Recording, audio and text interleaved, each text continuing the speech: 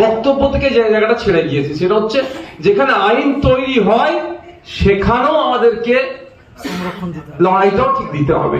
তা বঞ্চনা নিরসনের পথ আমি মনে করি তিনটে। আইনসভার মধ্যে এটাকে নিয়ে উত্থাপন করা, আইনি লড়াই করা, আর অবশ্যই আইনি লড়াইকে তখনই শক্তিশালী হবে, তখনই আইনি লড়াইয়ে আমরা ফল পাবো যখনই আমরা রাস্তার লড়াইটাকে শক্তিশালী করব। তো আমি বলি একটা কথা, সাথে সাথে আমি এখানে যারা বক্তারা বক্তব্য দিয়েছেন কারো ভাষায় ঐক্যবদ্ধ, কারো ভাষায় জোটবদ্ধ। তো নওশাদ সিদ্দিকী হিসাবে আমি বলছি, আমি শুধু এই সংখ্যালঘুদের ওবিসি সার্টিফিকেট বাতিল নয়, ইতিপূর্বে আপনারা জানেন যারা ওবিসি যারা SC ST fake ST SC certificate কিন্তু আজকে ছেয়ে যাচ্ছে, তারাও আজকে ডিপ্রাইভ হচ্ছে। আজ অরিজিনালি যারা এসটি এসসি তারাও কিন্তু বঞ্চিত হচ্ছে, তাদের জন্য কিন্তু আমি বিধানসভায় আওয়াজ তুলেছি, আর সংখ্যালঘুদের ওবিসি বিষয়টা নিয়েও আমি আওয়াজ তুলব। কিন্তু এই যে ঐক্যবদ্ধ জোটবদ্ধর কথা বলছেন, আমি প্রস্তুত আছি। আমি ব্যক্তিগত এখানে যদি বলি, আমি বিধায়ক স্যার, আমি পরিচয় ছেড়েছে বলছি, আপনারা ঐক্যবদ্ধ হন, আপনারা এগিয়ে আসুন, সবাই, আমিও বলছি ঐক্যবদ্ধ হয়। কিন্তু কিভাবে ঐক্যবদ্ধ হব? আমি আজকে থেকে এখানে উপস্থিত ছিলেন কামরুজ্জামান ভাই, আমি শুধুমাত্র সংখ্যালঘু যুব ফেডারেশনের স্যার, ওনাকে আমি জানি না, ওনার আমি পরিচয় মনে করি একটা লড়াকু নেতা পশ্চিম বাংলার। এখানে আমাদের ইমতিয়াজ ভাই আছেন, যথেষ্ট লড়াকু নেতা, অধ্যাপকরা স্যার, প্রফেসর স্যাররা আছেন, আমাদের আইনজীবীরা আছেন। আসুন, আপনারা রাস্তা বলুন, কোন রাস্তায় গেলে ঐক্যবদ্ধ লড়াই করতে হবে। আমি নওশাদ সিদ্দিকী, আমি বলছি আপনাদের লিডারশিপ আমি লড়াই করতে বলতে চাচ্ছি। আমি লিডার হবো এটা আমার ইচ্ছা নয়। এই যে সমস্যা চলছে, চলমান সমস্যা, আমার ইমতিয়াজ ভাই ঠিক কথা বললেন। আমার উত্তরপাড়া স্টেশনে যখন হকারদের দুর্গাপুজোর ঠিক আগে তাদেরকে উচ্ছেদ করা হয়েছিল, মারধর করা হয়েছিল, কিন্তু দুঃখের বিষয় সেই রকম মানুষের কিন্তু সহযোগিতা পায়নি। নওশাদ সিদ্দিকী কিন্তু সেখানে ছুটে গিয়েছিল, একা হলেও তাদের পাশে থেকে সেই সময়টুকুর জন্য অন্তত সেখানে স্টেশনের যিনি ম্যানেজার ছিলেন, মাস্টার যিনাদেরকে আমরা বলি অনেক ক্ষেত্রে, তাদের সাথে কথা বলে যে রিকোয়েস্ট করেছি, কারণ আমার পাওয়ারটা খুব বেশি নয়, আমি একা, যে অন্তত এই পুজোর সময় তাদের আর্নিং করার সময়, এই সময় তাদেরকে ব্যবসা করতে দেওয়া হোক হকারদেরকে। কিন্তু সেটা সাময়িক ভাবে, এটা যদি আমরা এগিয়ে চলি, কারণ রাষ্ট্র জনগণের সেবার জন্য, জনগণকে উপকৃত করার জন্য রাষ্ট্র হবে। রাষ্ট্র বিজনেস করার নাম নয়, বেসরকারীকরণ করে রাষ্ট্রকে বিজনেস করে নিচ্ছে জনগণকে উপেক্ষা করে। কিন্তু এই যে কথাটা এস্টাবলিশ কোথায় হবে? একটা আইনি লড়াই হবে, কিন্তু মাঠে ময়দানে আমাদেরকে থাকতে হবে। তাই বললো একটা কথা, যে কথাটা কে বললো আমার মনে আসছে না, যে সার্টিফিকেটটা শুধু দিয়েছিল ভোটের কারণে।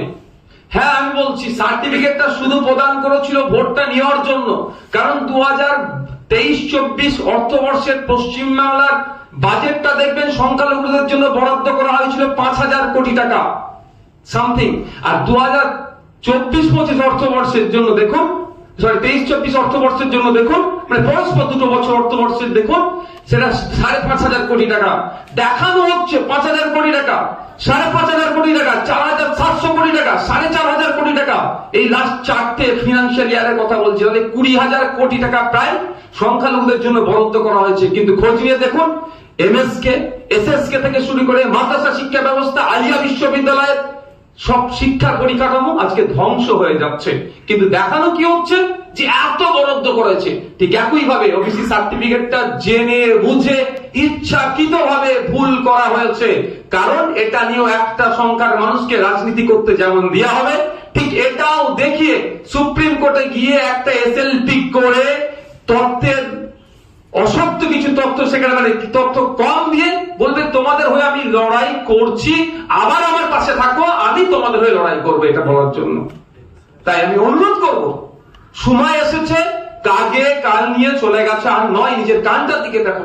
আজকে আপনার বাড়ির ছেলে আইনজীবী আছে, আপনার বাড়ির ছেলে আইনসভার সদস্য আছে, আপনার বাড়ির ছেলে প্রফেসর আছে, আপনার বাড়ির ছেলে ডাক্তার। আর বাইরে যাওয়ার দরকার নাই, আইনি লড়াই আমার আইনজীবী করবে, মাঠে মাঠে লড়াই ইমতিয়াজ ভাইরা করবে, আইনসভার লড়াই নওশাদ সিদ্দিকী করবে, ইউনিভার্সিটির লড়াই প্রফেসররা করবে। এখন আপনি ভুলে যাচ্ছেন কেন? এখনো তার দিকে তাকাবেন। অন্তত এটা থেকে শুরু হোক, আমাদের এইটা শুরু হবে, আমরা সাথে আমরা ইনক্লুড করব। ওবিসি সার্টিফিকেটের সাথে সাথে ফেক এসটিএসসি সার্টিফিকেট যারা বানিয়ে এসটিএসসি কোটায় যারা চাকরি নিচ্ছে তাদের বিরুদ্ধে আমাদের লড়াই থাকবে, এটা ইনক্লুড করব। আমাদের দীনেশ বিশ্বাস সাহেব বলে গিয়েছে। আমি বিধানসভায় প্রশ্ন করেছিলাম মাননীয় মন্ত্রীকে যে আজ পর্যন্ত কটা ফেক এসটিএসসি সার্টিফিকেট আপনি ধরেছেন, তাদের বিরুদ্ধে আইনত কি ব্যবস্থা নিয়েছেন?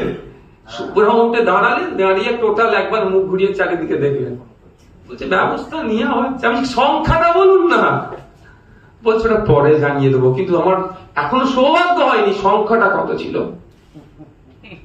শুধুমাত্র এগুলো হচ্ছে দেখানো হচ্ছে তলে তলে, সেটা অর্থের বিনিময়ে, অবৈধ ডিমান্ডের বিনিময়ে সেগুলোকে বঞ্চিত করা হচ্ছে। কামরুজ্জামান ভাইয়ের আমি দেখেছি অ্যাক্টিভিটি, ওটা আমার ভালো লেগেছিল। কল্যাণ ইউনিভার্সিটিতে গিয়েছিল, উচ্চ শিক্ষায় বিশেষ করে গবেষণার ক্ষেত্রে আজকে ওবিসি যে রিজার্ভেশনকে মান্যতা দেওয়া হয় না, এগুলো ছোটখাটো একদিনের বিষয় নয় যে আজকে এসছি সমাধান হয়ে যাবে, এটা নয়। কিন্তু আমাদের এগুলোকে নিয়ে চর্চা করতে হবে, এগুলোকে নিয়ে ভাবতে হবে আগামী দিনের জন্য।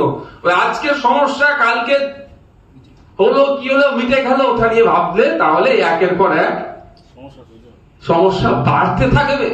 আর যদি সঠিক জায়গায় একবার আঘাতটা দিতে পারে, আমি দায়িত্ব নিয়ে বলতে পারি সমস্যা যারা তৈরি করার চেষ্টা করছে তারা 5 বার ভাববে। হয়তো আমাদের সম্মানীয় আইনজীবী মহাশয় একটা কথা হয়তো ভুলেছেন বা এড়িয়ে গেছেন, আমি বলতে পারবো না। আমি আমাদের মাহিদার মুখ থেকেই শুনেছি, এই যে ওবিসি সার্টিফিকেট বাতিল হয়েছে, যে সমস্ত লয়াররা বাতিলের পক্ষে লড়াইটা করেছে, সেই সমস্ত লয়ারদের মধ্যে 2টা এমন লয়ার আছেন যারা নিজেদেরকে ধর্মনিরপেক্ষতার ঊর্ধ্বে গিয়ে অনেক বড় দাবি করে, সেই পার্টির মেম্বারশিপ নিয়ে বসে আছে, সেই পার্টি এখনো তাদেরকে বরখাস্ত করছে না। কারণ এই প্রশ্ন তুলতে হবে না আমাদেরকে? তাহলে বুঝতে পারছেন যে সর্ষের মধ্যে ভূতটা কোথায় ঢুকে বসে আছে।